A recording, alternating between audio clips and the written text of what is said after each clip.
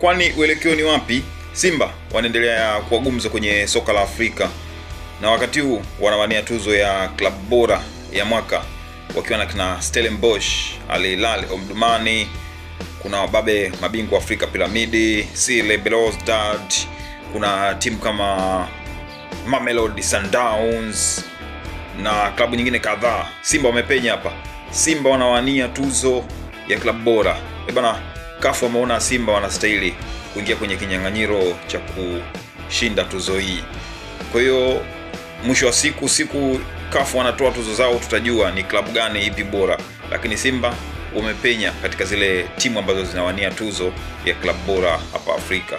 Bana, Simba wanaendelea kuwa gumzo kwenye mpira wa Afrika.